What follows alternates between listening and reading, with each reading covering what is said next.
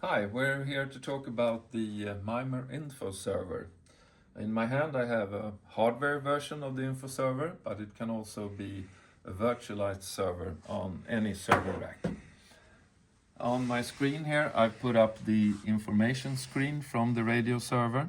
I have also installed the soft radio, and on the table I have one radio and one interface box that is connected to the first device in my setup here.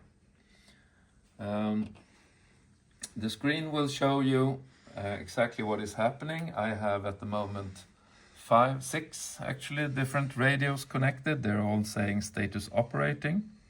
I have an operator with a lot of radios connected.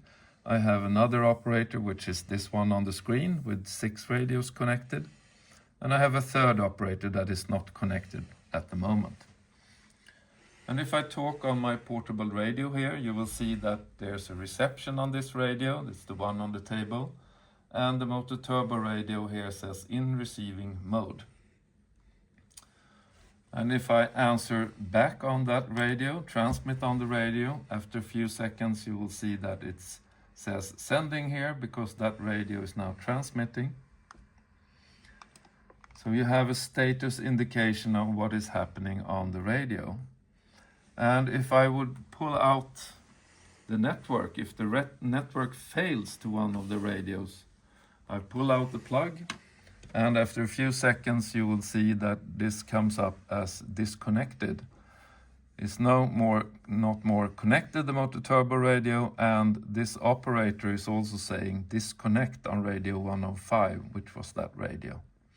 So you have a full follow-up what is happening at the radios. I will now put in the IP connection is back, and in a few seconds you see that it's connected again and it's operating again, and it's in view here.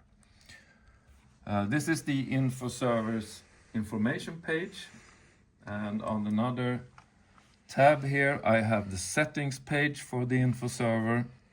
This is where I have set up all the IP addresses and IDs to the radios, and also the voice log in the system to be able to monitor them.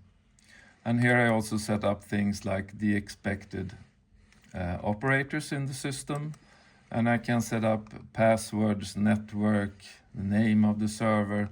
I can go to the SNMP setup, where I decide how to output any faults in the system to other overhead systems. And these are all described in the manual for the Infoserver.